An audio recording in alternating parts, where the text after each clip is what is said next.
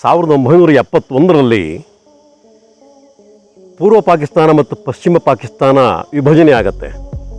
ಆಗ ಭಾರತ ಸರ್ಕಾರ ಬಾಂಗ್ಲಾದೇಶದ ಪರವಾಗಿ, ಅಂದರೆ ಪೂರ್ವ ಪಾಕಿಸ್ತಾನ ಆಯಿತು, ಅದರ ಪರವಾಗಿ ನಿಲ್ಲುತ್ತೆ. ಯುದ್ಧ ಮಾಡ್ತಾರೆ. ಯುದ್ಧ ಮಾಡಿ ಪಾಕಿಸ್ತಾನದ ವಿರುದ್ಧವಾಗಿ ಯುದ್ಧ ಮಾಡ್ತಾರೆ.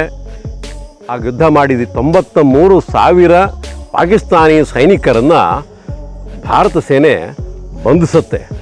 ಆ ಸಂದರ್ಭದಲ್ಲಿ ಅವರಿಗೆ ತಿಂಗಳಗಟ್ಟಲೆ ಊಟ ಹಾಕ್ತಾರೆ ಭಾರತೀಯರು. ಆಗಲಿ, ಅದ್ರ ಬಗ್ಗೆವಲ್ಲ. ಆದರೆ ಅಷ್ಟು ಜನನ ಸುಮ್ಮನೆ ಬಿಟ್ಟು ಕಳಿಸ್ತಾರೆ ಮಾತಾಜಿ ಇಂದಿರಾ ಗಾಂಧಿಯವರು. ಆಗ ಅವರೊಂದು ಕೆಲಸ ಮಾಡ್ಬೋದಾಗಿತ್ತು. ಇದಕ್ಕೆ ಸೈನ್ಯದ ಉನ್ನತ ಹುದ್ದೆಯಲ್ಲಿದ್ದಂಥ ಗಣೇಶ್ ಅನ್ನೋರು ಈ ಬಗ್ಗೆ ಒಂದು ಪ್ರಸ್ತಾಪ ಮಾಡಿದ್ದಾರೆ.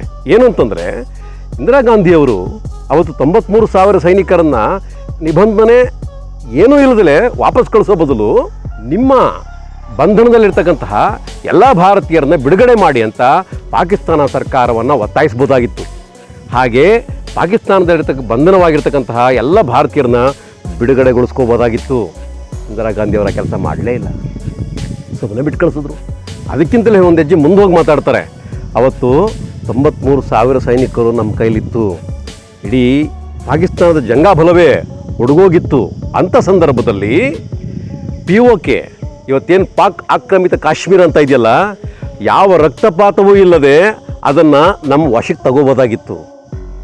ಆ ಕೆಲಸವನ್ನು ಕೂಡ ಇಂದಿರಾ ಗಾಂಧಿಯವರು ಮಾಡಲಿಲ್ಲ. ಅದು ಏನು ವ್ಯಾಮೋಹವೋ, ಅದು ಏನು ಪ್ರೀತಿಯೋ ಆ ಮುಸಲ್ಮಾನ್ ರಾಷ್ಟ್ರಗಳ ಬಗ್ಗೆ ಈ ನೆಹರು ಮನೆತನದವರಿಗೆ ಅಂತ ಅನಿಸುತ್ತೆ. ಈ ಕೆಲಸ ಮಾಡಿದರೆ ಇವತ್ತು ನಾವು ಏನು ಅನುಭವಿಸ್ತಾ ಇದ್ದೀವಲ್ಲ, ಅದನ್ನೆಲ್ಲವನ್ನೂ ಕೂಡ ಅವತ್ತು ಅವ್ರು ತಪ್ಪಿಸ್ಬೋದಾಗಿತ್ತು. ಯಾಕೆ ಮಾಡಲಿಲ್ಲ ಇಂದಿರಾ ಗಾಂಧಿಯವರು? ಯೋಚನೆ ಮಾಡೋಣ ನಾವು ನೀವು.